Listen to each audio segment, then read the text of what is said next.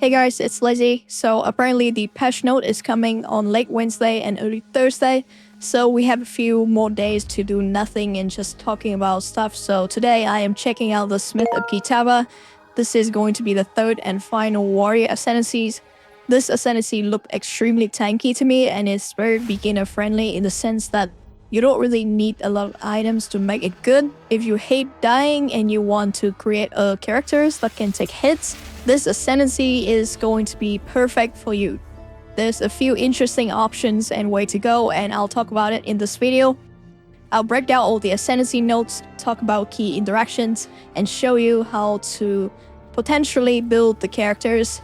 The Smith of Kitava has a forging kind of theme over here, and he is forging a sword. So I'm not sure if this hinting anything, but we still don't have sword in the game, and I would love to have sword in the game. And this class is about enhancing the weapons, enhancing armor, and building up some massive defense, especially with Cold Stoker and Fortune Flame. We already know how strong Valako was in PoE 1, and it is even stronger when it's come back to PoE 2. The amount of defensive stats you can get from this ascendancy is actually crazy, and it is way ahead of other ascendancies.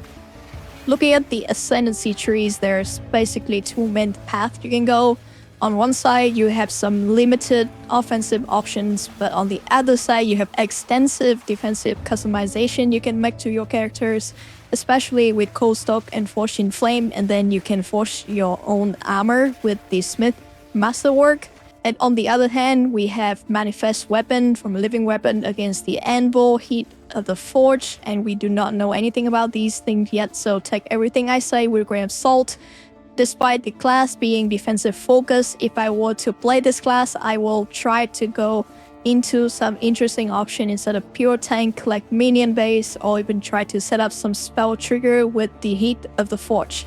So let's dive in and see what we have. The first node I want to talk about is going to be Heat of the Forge. And this is going to be a meta skill, so you will build up energies, and when you have enough energies, you will automatically cast the Fire Succubus spell, as you can see in the trailer. This is going to be similar to other trigger skill with energy build up. One of the questions I had was whether the skills will trigger on any hit, or does it have to be a weapon hit, which sadly did not get answered in yesterday's livestream. If it works similar to a mechanics in PoE 1 that was just implemented in 3.25, which you can enchant your weapons with the trigger of Succubus fire spell on hit, which means it might only trigger on weapon hits, and this means our option is severely limited and we can only use attack build. Currently in the game, the fire spell option is actually very limited, and this fire spell is just not good. So depends on how they balance the game, we might or might not be using this skill, as it perhaps doesn't have a lot of potential if the fire spell is just going to stay like it is. You have some potential combo here going for fire spell on hits like Fire Storm, Consume Ignite, and then you can also do Cast when Ignite, and you can have some interesting combo there, but we'll have to see. I don't want to make any prediction regarding to the skill because we don't have the patch note yet. Next up, we have Against the Anvil. And this one grants you temper weapon skills, and you can see this is going to be a channeling skills where you kind of stop in the middle of the map to work on your weapons. It was confirmed in the live stream yesterday that this skill should last for a while, but still we do not know how long is a while and will last for the whole map. I just dislike the whole idea of having to stand still and start channeling the skills, so it has to be extremely good to cover for the downside of the skill, which kind of disrupt the flow of your map by making you stand still and channel for a few seconds. And if you are doing this in the middle of the map, you can actually get stunned as well and interrupted. And so how good it is will depend entirely on how long the buff lasts and how the buff interacts. And it could work really well with other melee skills like Hammer of the God for like a big cooldowns if you are doing this purely for single target damage. But I could totally be wrong, and this is going to be a great skill just because of the AoE that it provides. Having a good source of AoE damage is actually going to be great, especially for melee player. Next up, we have the good old Living Weapons, which grant you Manifest Weapon, and this will create an animated version of your equipped weapon to fight alongside you. And the damage of this weapon should scale with your weapon damage and not gem level, but you can get some sort of quality from your gem level. This is going to be a bit different from most minion skill in my opinions. Again, I don't have any information regarding the skill. This is all pure speculation, so take it with a grain of salt. In PoE 1, we have a notable called Spiritual Aid, which is extremely good for a build like this, where you use animated weapons. In PoE 2, we don't have Spiritual Aids, but we do have Triple Jabber, which is a two-handed mace, and this mace is actually very good. It was buffed recently, so it have a lot of flat damage. And potentially this could be some interesting use for this particular unique items with the manifested weapon, and we're still not sure on how many weapons you can summon at once. But from the trailer itself, it's looking like there's only one weapon you can summon. So it might be a little bit hard to scale this thing properly, but it could still work as a full minion build, or where you can do a hybrid approach where you will attack together with your weapons for some sort of triggers or combo, so we'll have to see. So that was like the 3 outlier Ascendancy notes in my opinions. If you are going to play this Ascendancy, Cold Stoker and Forged in Flame is extremely strong, and if you are playing this Ascendancies, you have to almost 100% pick these 2 Ascendancy notes. And that leaves you with another 4 Ascendancy notes, which you can either choose to pick Living Weapon against the Anvil, Heat of the Forge, or you can spend them in Smith Masterwork.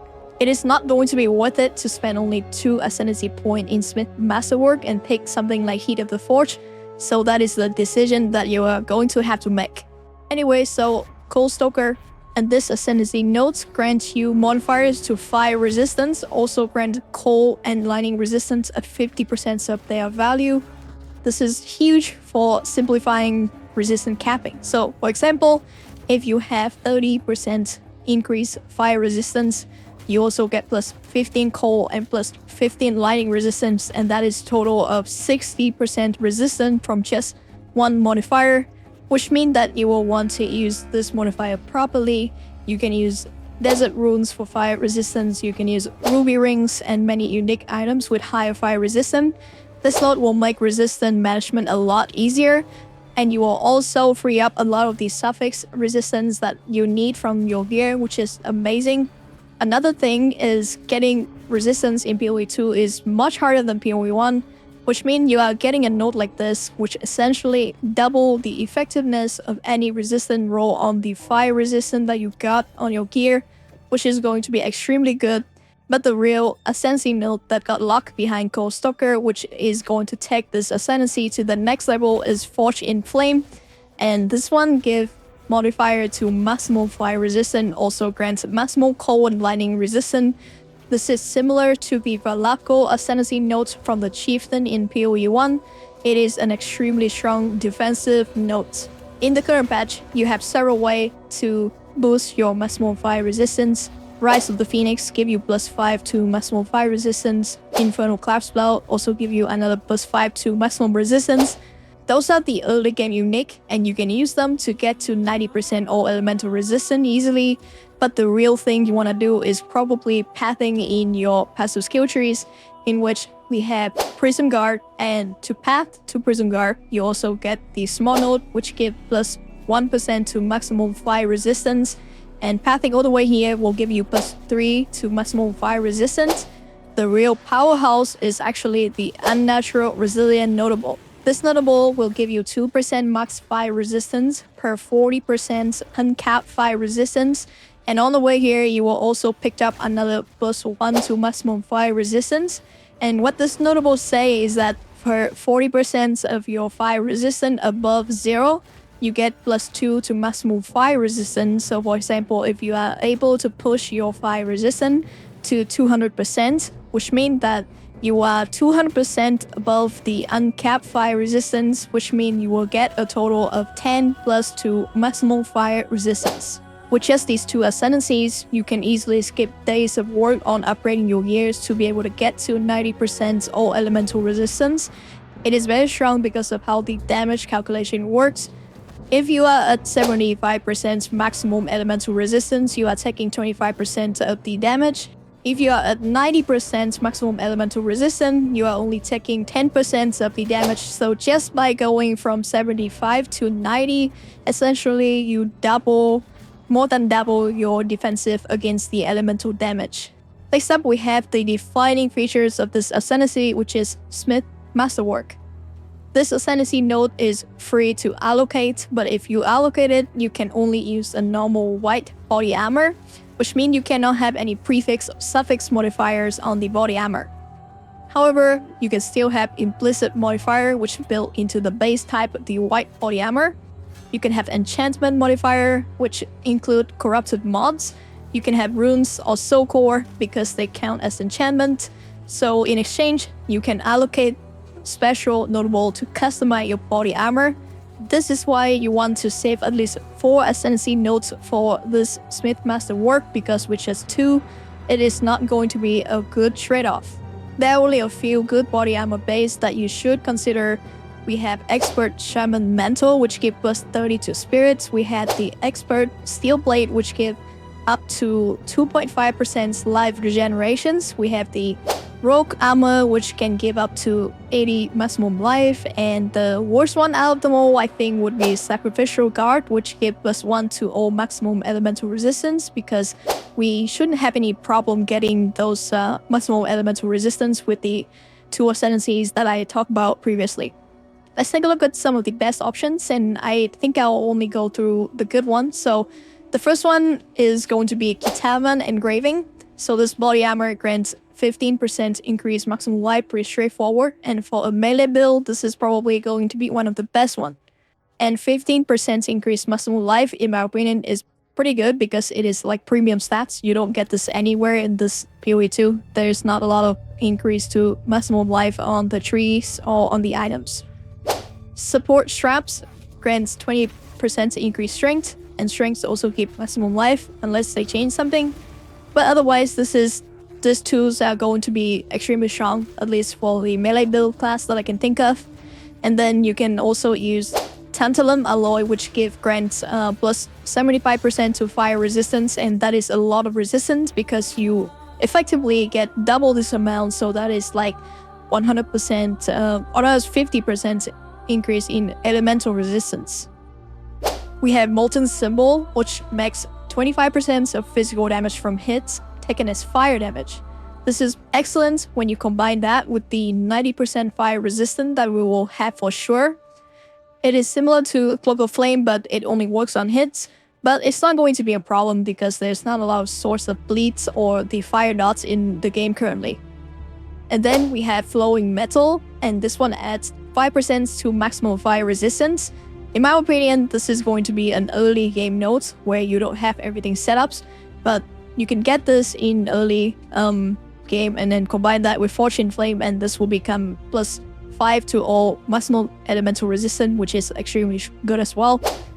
And that's about cover all the good notes, I think. We have Internal Layer, which give reduced critical damage bonus. I don't think that's gonna see much use unless you are running a really rippy crit maps. You have Body Armor Grain unaffected by Ignite. Again, it's very situationals. Stun Threshold, situationals, cold and lightning resistance, probably you not gonna touch that. Dedication to Kitava, which say that you grants armor applied to chaos damage taken from hits. I think this is pre-mitigation, so it's not going to be pretty good, especially if we don't have any good keystone for chaos damage and elemental damage taken as chaos in the game right now. So again, very situational. But that is not to say these situational node is bad, because again, the key takeaway here is Smith Masterwork is very flexible. You can literally respec out of one of these nodes and put into heat proofing if you want to run burning ground maps. If you want to run maps with a lot of crits, you can unspec that and put point into reduced critical damage bonus. If you are running maps with the monster have more chance of stuns, then you can spec into increased stun threshold. Again, very flexible and actually very strong and give you a lot of quality of life if you are running map in the end game and you want to run all kind of map mods. And finally, we will talk about the Smith of Kitava and some build approach. However, because we don't have enough information, so no minion setup with the living weapons or no trigger base yet, and I will mainly focus on a pure tank setup, so we focus entirely on the defense, and we'll take cold Stalkers and Fortune Flame. The idea here is we are trying to get to 90% all elemental resistant as early as you can into the map. We are going to add some really strong defensive notables from the Smith Masterwork, so we can add increased maximum life. 15% increased maximum life is premium stats in PoE 2. Then we can add 20% increased strength, which will convert into maximum life as well. Early on, you can add plus 75% to fire resistance, and this will help us easily reaching our fire resistant number to get 90% all elemental resistance. With this Ascendancy, it is going to be extremely easy to get 90% all elemental resistance, so let's talk about how you can actually do it. For starter, we are going to start with negative 40% fire res, and then from what I can see, leading to Fortune Flame, the two small Ascendancy nodes should give you plus 30% fire res. And then body armor, we are using a normal body armor, so you are getting free plus 75% fire res from Smith Masterwork. And you can socket in the body armor with 2 desert runes to give you about 24% fire res. And I know runes are getting changed, but I think the numbers should stay relatively the same. Then we can just grab 2 ruby rings, which is extremely mediocre. You just need to get an average implicit with a T4 fire resistant, and that should be enough to give you 50 fire resistant and 60 fire resistant from the suffix. We can get a cheap Infernal Clasp, which is a unique belt that gives you fire resistance and plus 3 to maximum fire resistance as a minimum roll, which is not going to be hard to get.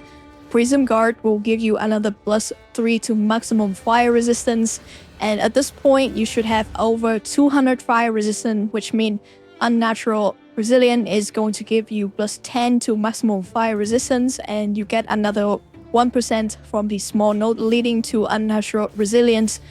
Let's show this real quick in the PoE. So in here we have plus 1 to maximum fire resistance here, and then we have Unnatural Resilience.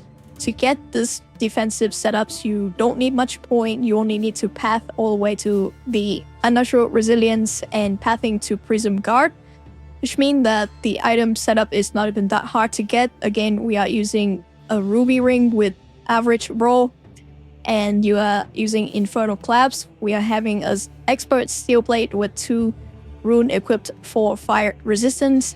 And in the configuration I set up, so we kind of have rough idea on what we are expecting. The small Ascendancy nodes leading to the Fortune Flame, we get the plus 30 here, get plus 75 from the body armor, and Fortune Flame making sure that if we are at 90% fire res, then we should get 90% fire res for coal and lightning as well. And last, we just have Gold Stoker, which is going to simulate half of the fire resistance that we get in total, which means overall this is an easy and very cheap setup to be able to get 90% all elemental resistance in the early game. In conclusion, I think that the Smith of Kitava is an incredibly strong defensive Ascendancy, and while it might not have some raw damage power, I think defensive right now is much harder to get in PoE 2, which means that it will be a lot easier for newer players to go into the endgame with this Ascendancies, knowing that you can easily get to 90% all elemental resistance, and even if you don't have the pure offensive power of the other Ascendancies, being nearly immortal in mappings, and you have the flexibility of crafting modifiers that can help with the map mods, is going to make the game a lot easier for you. So with the right setup, you are going to have a good time in hardcore or solo self-help, and even in softcore as well, because again, we have only one portal, but assuming that if you are playing melee, this is going to be extremely strong with the upcoming patch. So let me know what you think of the Smith of Kitava and where you're planning to play with the build. If you think this video is helpful, hit the like and subscribe button for more PoE 2 content. I will be covering the last Ascendancy, which is going to be the Tacticians. And anyway, thank you for watching, and I'll catch you guys in the next one.